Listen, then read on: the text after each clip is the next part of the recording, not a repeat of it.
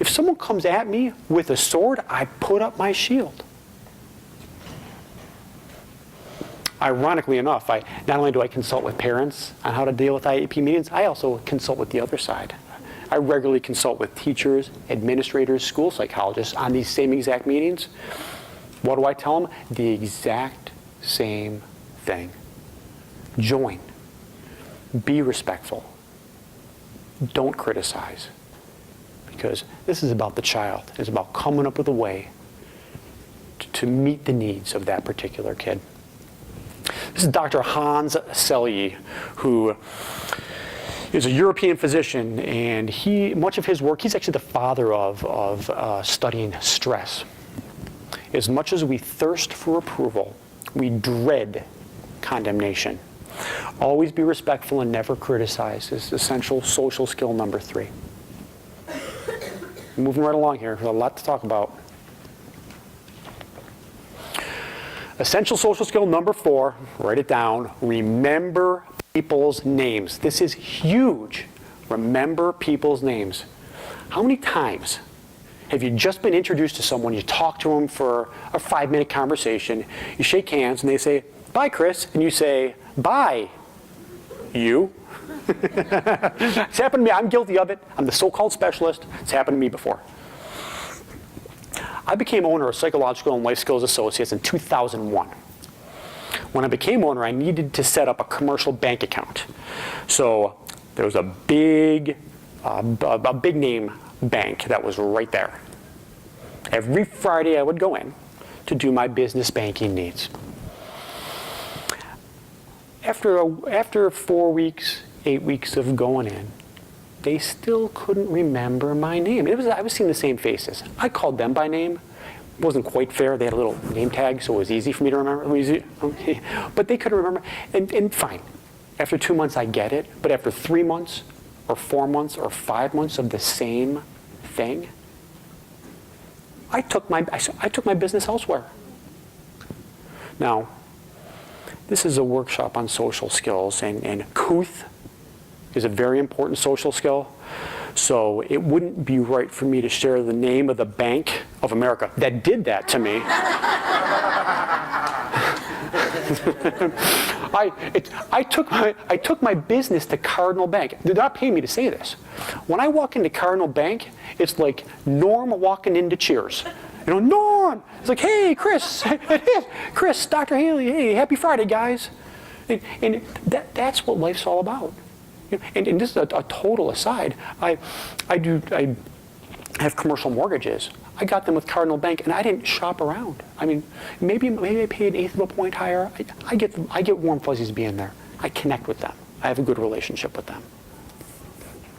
Another interesting name story.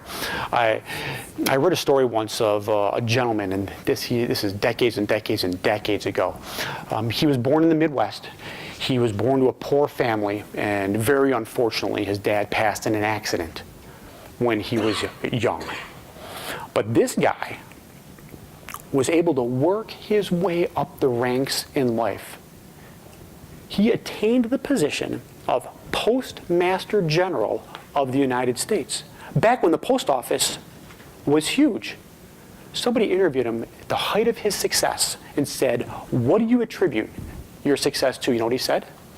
"I attribute it to remembering every person's name that I met along the way."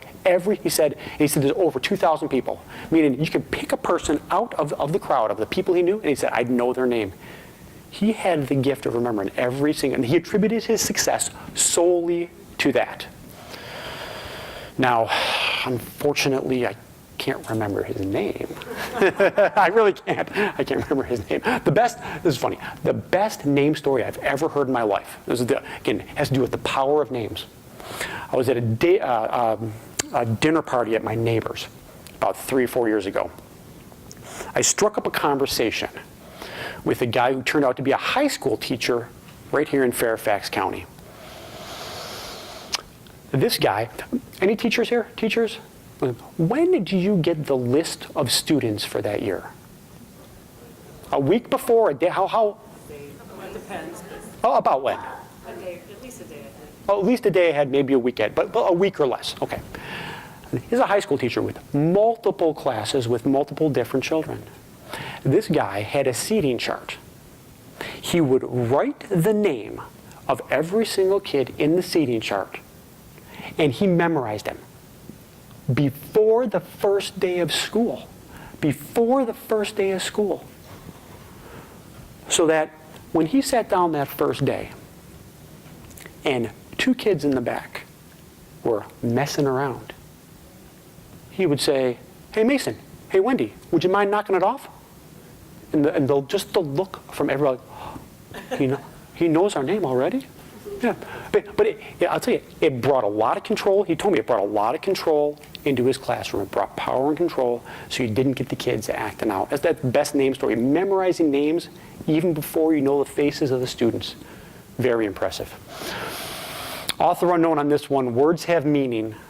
Names have power.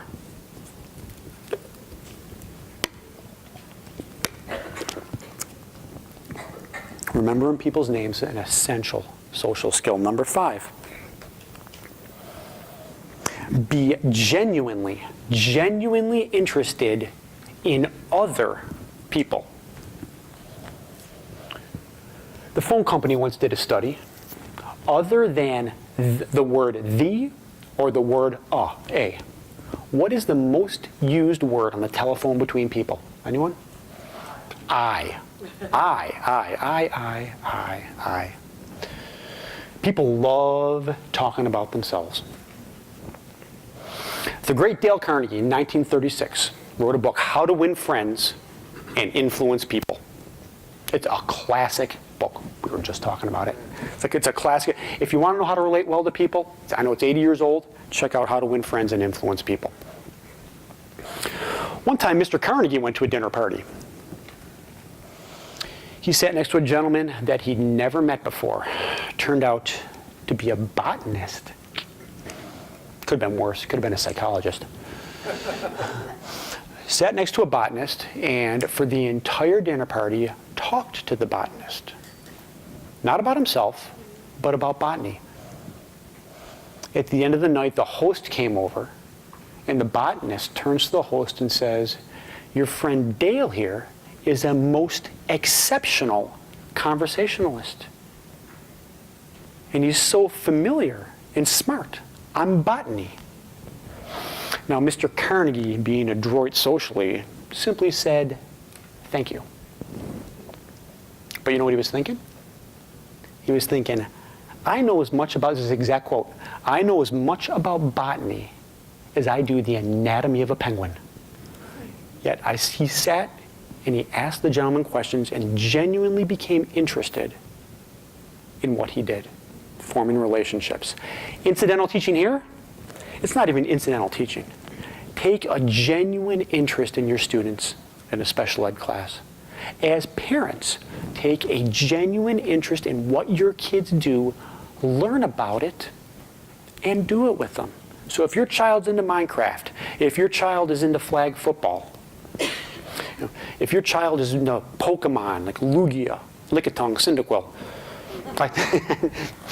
this is funny, the most socially gifted people, though, it's a true story, the most socially gifted people know a little bit about a lot of different things. So that if sports is brought up, or quilting is brought up, or anything in between, you can ask questions to really learn and get to know that person. Life's about relationships and connecting. Dale Carnegie quote, "You can make more friends in 2 months by becoming interested in other people than you can in 2 years by trying to get other people interested in you." Be genuinely interested in other people, an essential social skill. Moving along, number 6. Become an exceptional listener. Raise your hand if you think you're a good listener. Raise your hand if you think you're a good listener. Okay. Not as many as I thought. Usually when I ask this question, it's like asking a group of adult men, raise your hand if you think you're a great driver. All hands go up.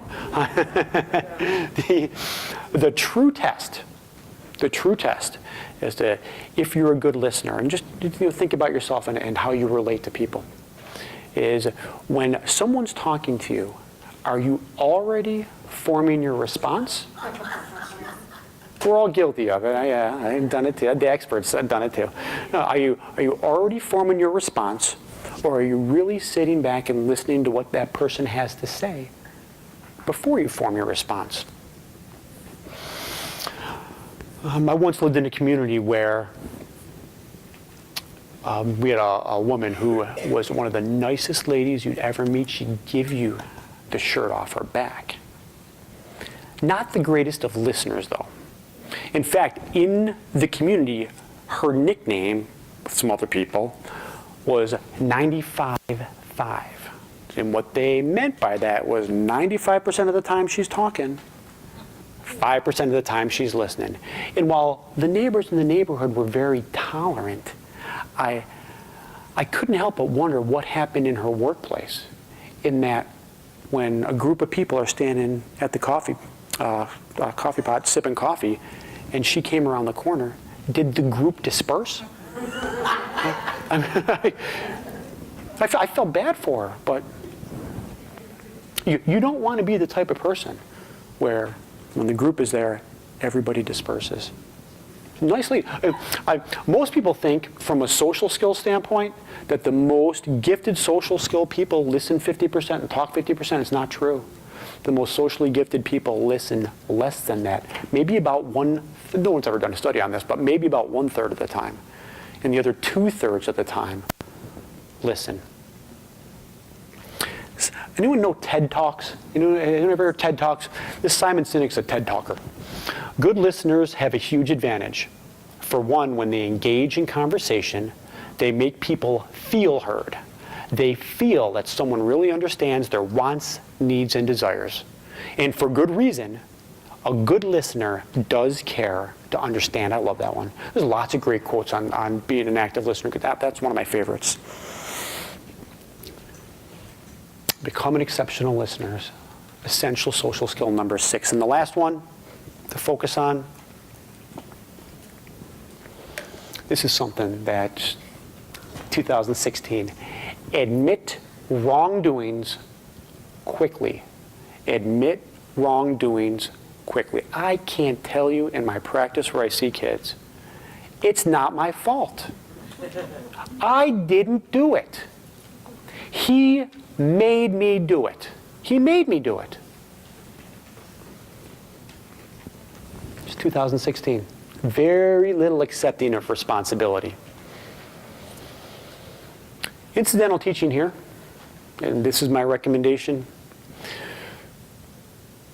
When you know someone has made an error and they're unwilling to admit it, is it possible that 99% of the problem is the other person, but 1% is you? 1% is you?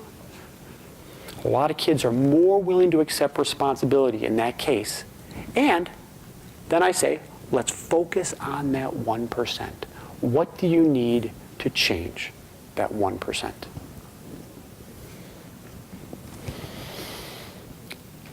I'm a big NFL fan. Ralph Marston is a former NFL player. I somehow had to work NFL into it.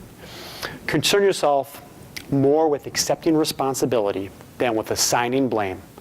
Let the possibilities inspire you more than the obstacles discourage you. I thought that was a nice quote. I've talked to many of you today. I've been handing out my peer process book for free, plus my DVD. If anyone doesn't have a copy of it, I can give you one. Let's take a moment. Can we play some of the DVD vignette? This is so you can see incidental teaching in the moment. Let's do the interrupter.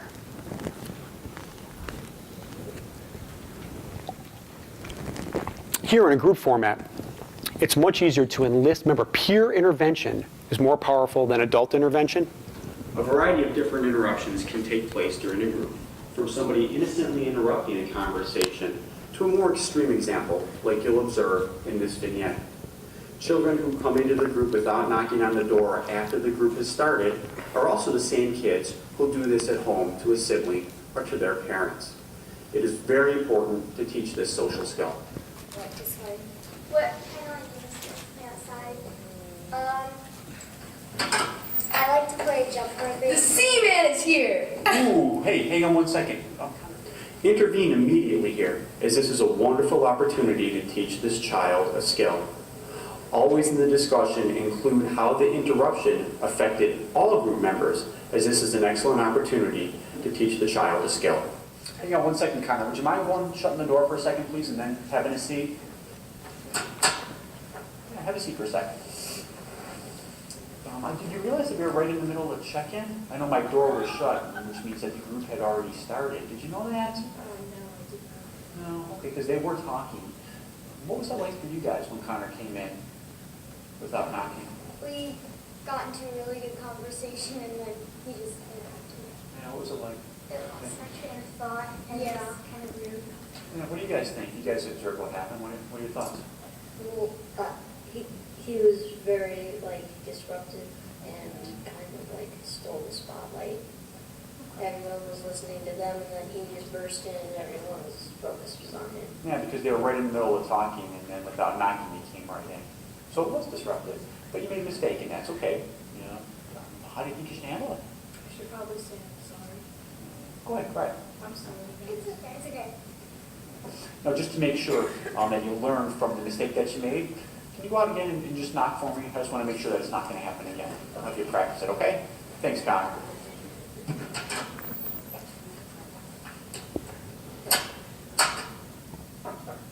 Come on in.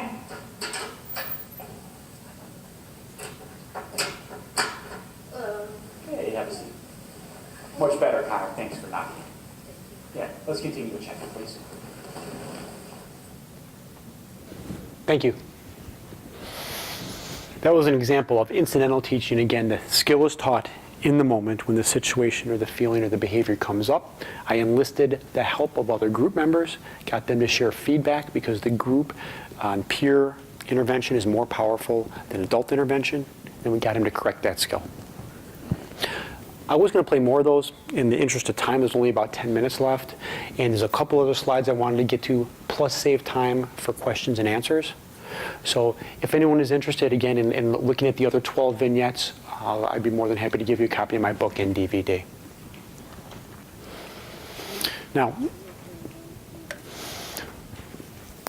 for those teachers of special needs kids that are in the audience, even parents, although my recommendation is to focus on the 7 essential social skills, there are other skills that you can teach, including with ADHD kids, interrupting, personal space, obviously a big one, dominating conversations, 95.5, this happens all the time with kids with ADHD, taking turns, and listening.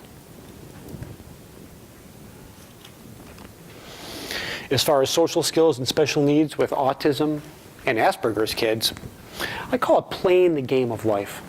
Oftentimes, for a child on the spectrum, they just don't get or understand why a social skill needs to be. It's like, why would I do that?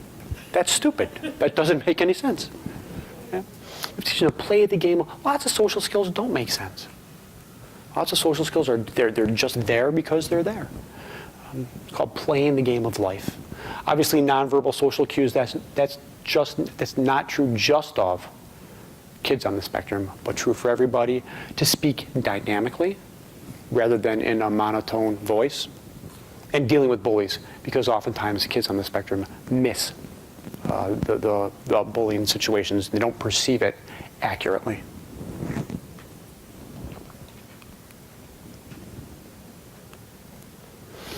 And then finally, since I joined the practice in 1999, I see more and more meltdown kids. And meltdown kids have 3 specific ingredients: low frustration tolerance, they can't deal well with frustrations; cognitive inflexibility, where this is the only way I can operate, and if there's anything over here, I can't do it; and poor impulse control. For kids that are having meltdowns, typically my recommendation is get the meltdowns under control first by teaching those 3 skills: frustration tolerance, cognitive flexibility, and impulse control, and then move on to the social skills.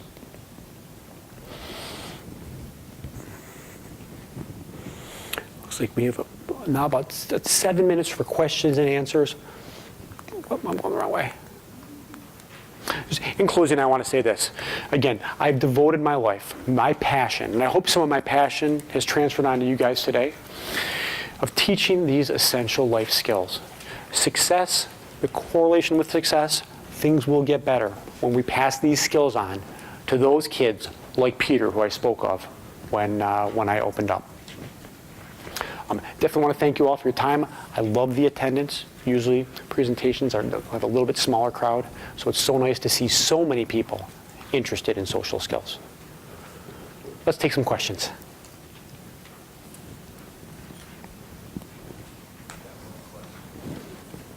They're going around with microphones. Hello, do you have the videos online? Excuse me. If you go to my website, socialskillsgroups.net, excuse me, you can download the book for free and get the, excuse me, get the DVD vignettes for free, right online. All you have to do is put in your username and password, and they'll come up. Thanks for a great presentation. I have a Well, thank you. question about how you build your social groups. What size group do you shoot for, and how do you make a combination of participants? I facilitate 12 social skills groups every week at my Social Skills Center in Woodbridge. From ages, the youngest I have right now is 6 and 7, all the way up to 3 adult groups. As far as group size, it's very dependent on the age and the makeup of the group. The most I've ever had in a group is 10. That's a large group. An ideal group size is about 8. So often what I do is I'll have about 10 participants officially enrolled in a group with the expectation that 8 will typically come each week. For my younger group, which is my 6 and 7-year-olds, Wednesdays at 5 o'clock, 5 at the most. They're very active. We do a lot with the younger kids. We do a lot of listening and settling. Oh, and as far as makeup, I've known people that do structured groups that will solely do that with kids diagnosed with Asperger's. It's not the way I operate because it's not real life. Going back to my peer process intervention, you want the group to be as eclectic as possible. So I'll have a socially anxious kid in a group with an ADHD child, with a depressed child, with a passive child. I mix them all together. Mixed genders too. You're welcome. Hi. You'd mentioned that kids on the autism spectrum needed help with dealing with bullies. Yes. Elaborate that a Yeah. bit. I don't know if you mean they're the bullies or they're... No. I should have said more on that. Yeah. With kids on the spectrum, they will often misperceive not being bullied when they are. And so that, again, that's a life skill. That's a social skill, because for some people who are socially gifted, clearly you can pick up right away if someone is not being nice to you, when someone's not being kind. Yeah, but an Asperger's child, they might not see it. They might go right past them and they might not see it. So part of what happens in a social skills group is to teach them that essential skill. Yeah, I'd like to point out, when it comes to interruptions, there is one exception that I learned about. Please. That's when you interrupt and agree with the person you're interrupting with, to corroborate what they're saying. Okay. I just wanted to point that out. Okay.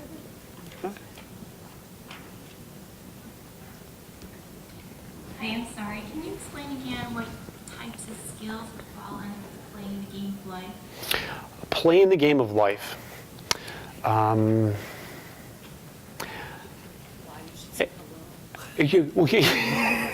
That's actually a really good one. Yeah. Yeah. Why you would say hello? That's stupid. Why would I say hello to somebody? Yeah. That's a great example. Yeah. Yeah. Why do shake hands with someone when you meet them? Yeah. Yeah. Why would I shake someone's hand? Yeah. That's stupid. I was going to ask a similar question about the same thing. but my child with Asperger's also has perceived the bullying in the opposite direction. Okay. So he thought it was bullying when it wasn't. Yes. So maybe he was up on someone like this, Yeah. and they said, get away. And they saw that as the bully. Yes. Yeah. When the person is just saying, Yeah, you're in my space. You're in my space. But how do you teach nonverbal social cues to a child with Asperger's? Yeah, always go back to incidental teaching. So if I'm sitting in my therapy chair, and keep in mind, in my social skills groups with incidental teaching, it is there's a lot going on in my social skills groups. There is a lot of this incidental teaching going on. So if there's any situation where, for example, I had mentioned like with the structure group, a rolling of the eyes. Lots of times kids with Asperger's, in their mind, will think, if I'm into it, then everybody else is into it too, right?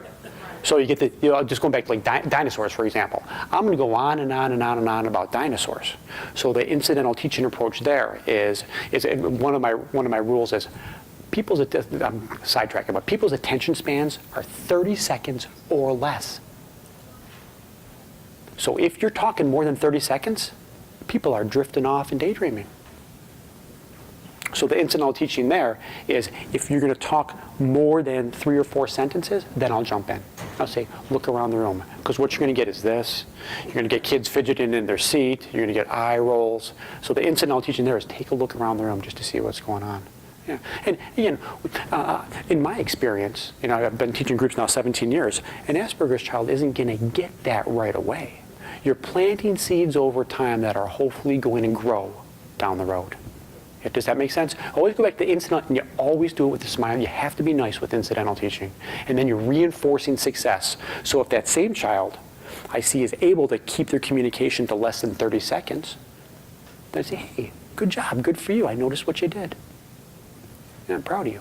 Okay, we have time for 2 more questions, so it's right here, and then this lady is going to be our last one. And then, Dr. Haley, are you interested in staying and answering more? I'm here as long as needed. Okay, thank you. Hi, I have a question. Please. If someone, an older child that was out of school for a couple of years, so maybe missed some of that social development. Yes.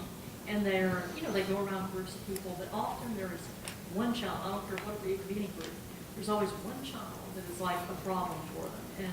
And it becomes like every time there is one child, they can be on the other side of the room, but somehow that becomes the person that there is a conflict. And, you know what I'm saying? Because they become hyper-focused on just that one kid? What can you suggest? I mean, with everybody, there's a way to get along and to ignore them. Yeah, sometimes ignoring doesn't work. That sounds like the first one talking about that. Yeah, a better approach. How old's the child? 20, so as an adult. Indifference. I like indifference. In a situation like that, I would recommend that your adult child become emotionally indifferent to that person. Whatever. Tell him to say whatever in his head and move on. Not whatever out loud, because that could be offensive. Whatever. I always tell kids, I teach whatever to kids when it comes to interactions with peers. I'm like, make sure you don't tell your parents that. It's okay to think it. Like, what about there was this point? I mean, I thought No. everything was fine. Yeah. But like, she clearly wouldn't sit anywhere near it. I was like, what is that about? It wasn't a boy girl, but there's often also someone like that in one's home. Just, like a feeling that you don't want to be there. There's nothing wrong with the person. Nothing you could be trying to feel them. Emotional indifference. That's why I like it. Indifferent to it. Absolutely. Teach indifference? Absolutely. I teach indifference much more than I teach ignoring because I'm not a fan. I'm not a fan of ignoring. So how do you teach indifference? Okay, we're I- going to do the last question. Okay, if you want to stay on. My question is about generalization. Like my son has gone to various social skills groups, and it's like he can apply, this group of skills to this group of kids. But then generalizing that to the kids at school or the kids Oh, yeah. at a playground, it's difficult. How can we help him to generalize? Are you involved in the treatment? In some cases, I have been, yeah. The best way to generalize, for a child to come to learn social skills at the Social Skills Center for 1 hour per week in a group, that's not enough. Yeah, I make it mandatory that parents come for regular parent meetings because parents need to know what they need, what they can do in order to help their child. And there's 168 hours in the week. 1 hour is not enough. So I teach parents what they can do